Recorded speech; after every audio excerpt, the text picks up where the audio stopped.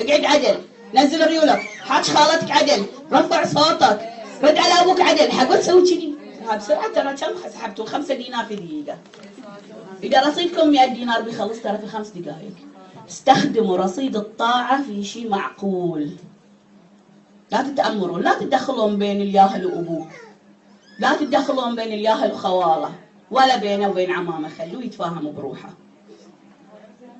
مو بس من تشوفين اخوك بيهاوش قسر قلبك وفز قلبك على ولد، لا ترى الخال والد. انا امرهم انا صراحه ما يفشلون، خليهم على راحتهم، خلي يتفاهمون يا خوالهم، قول لهم انتم احرار وياكم، هذين اولاد اختكم. لا تتفشلين ان فشلوني قدام اخواني الحين بيطلعون قليلين ادب وبيقولون عني ما عرفت اربي اولادي وشخ براويكم.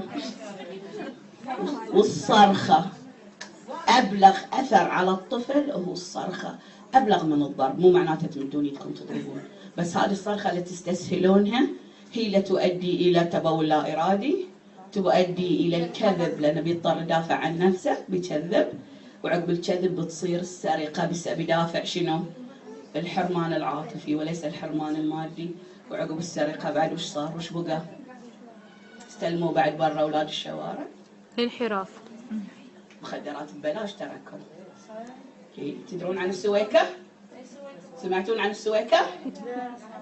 السويكه كيس اخضر هالكبير صغير ينباع في البرادات بين 3 ربيات الى 5 ربيات، يعتمد على الهنود وذمتهم. عباره عن خليط من المخدرات وعزكم الله الككال اللي نقطها في الحمام. فين؟ في البحرين؟ ويحطونها على صوب في بوزهم ويطير المخ. في البحرين هذا؟ اقول ليش مغفين؟ اقول لها 3 ربيات الى 5 ربيات.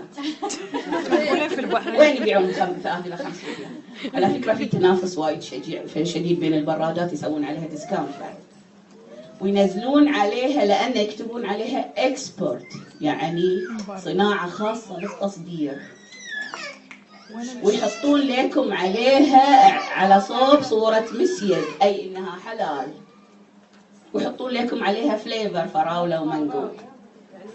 وين الرقابة عشان أبي أروح بيتنا. كل شيء موجود، كل شيء مال المراقبة، مال اللي انتي قاعدة تقولينه، وحملة مال المخدرات اكون قاعدين يصيدون. بس ما شاء الله ما ادري شلون تنزل البلد بطريقة مو طبيعية. تلاقونها في كل برادات مدينة حمد موجودة. اي برادة تلاقون فيها في مدينة حمد بلغونا او بلغوا إدارة التحقيقات الجنائية قسم مكافحة المخدرات. عندنا بس للأسف في شو اسمه. يعني هي على رف يحطونها والله؟ لا بس سيلي عنها، روحي بالشارع داخل حق اي هندي يقول لي عطني سويكة. سويكة.